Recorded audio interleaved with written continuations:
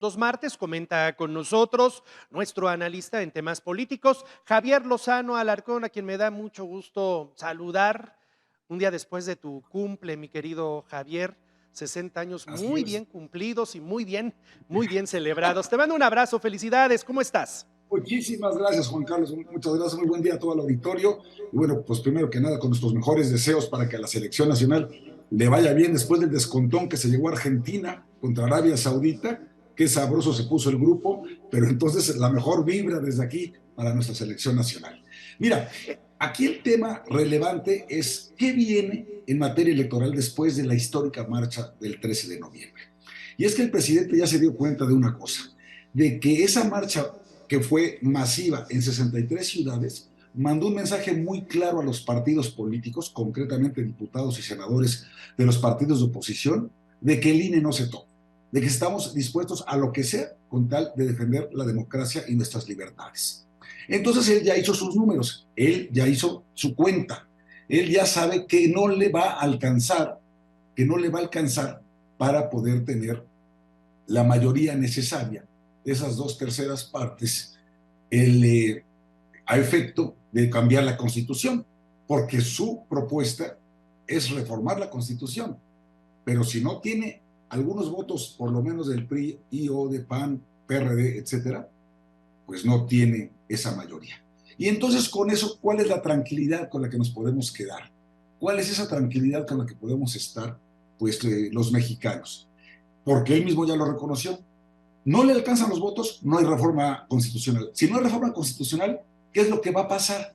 Bueno, pues entonces lo que va a pasar es que vas a tener la misma composición del Congreso, 500 diputados, 128 senadores. De los 500 diputados, 200 plurinominales, 300 por principio de mayoría relativa, es decir, por cada uno de los distritos federales en toda la República Mexicana.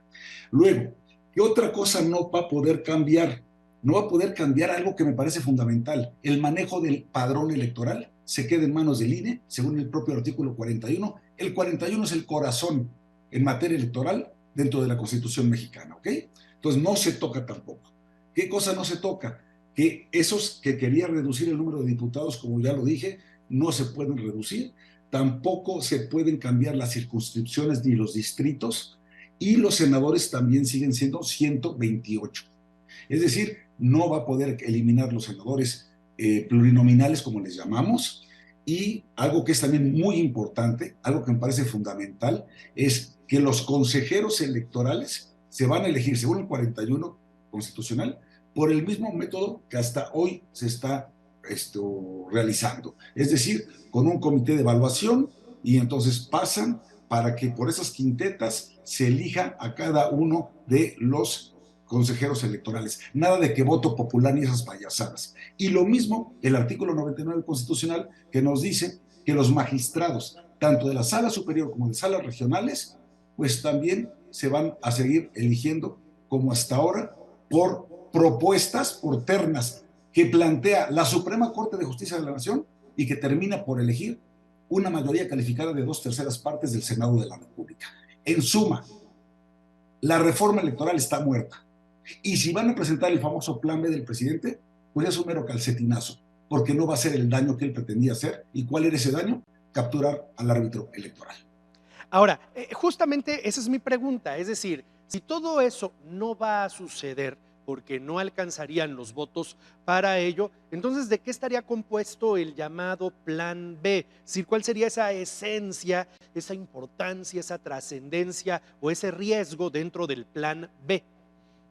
Fíjate que son 7 leyes secundarias, particularmente la Ley General de Instituciones y Procedimientos Electorales, la que cambiaría, pero al ser leyes secundarias, pues no pueden ir en contra de la Constitución, no pueden ir por encima de la Constitución, y si lo hacen, inmediatamente vendrán acciones de inconstitucionalidad desde el Congreso mismo, pero también amparos desde los particulares. ¿Por qué? Pues porque estás alterando, afectando derechos humanos fundamentales, y eso es algo que está sagrado, consagrado en la Constitución. De tal manera que una de dos, o presentan una reforma que es francamente inofensiva, o presentan una reforma que se pasa por el arco del triunfo de la Constitución, y entonces se le viene el mundo encima al presidente ¿Por qué? Pues porque este asunto va a ir a dar a la Corte y haya un principio dentro de la Corte, gracias a un criterio del ministro Alberto Pérez Dayán, en el sentido de que, aún siendo normas generales, sí son objeto de suspensión de sus efectos, de la aplicación de sus efectos, cuando se trate de derechos humanos fundamentales. Así que perdería por todas el presidente.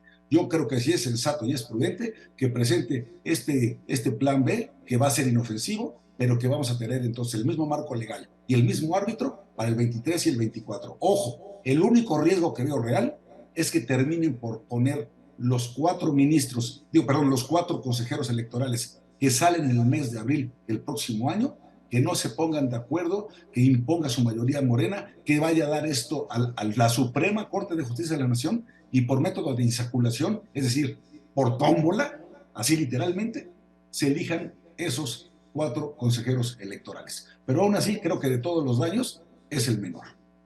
Javier Lozano Alarcón, agradezco tu comentario este día, te mando un abrazo. Muchísimas gracias, mi querido Juan Carlos, un fuerte abrazo a todo el auditorio. Saludos poblanos. Gracias. Gracias, buen día, 7 de la mañana.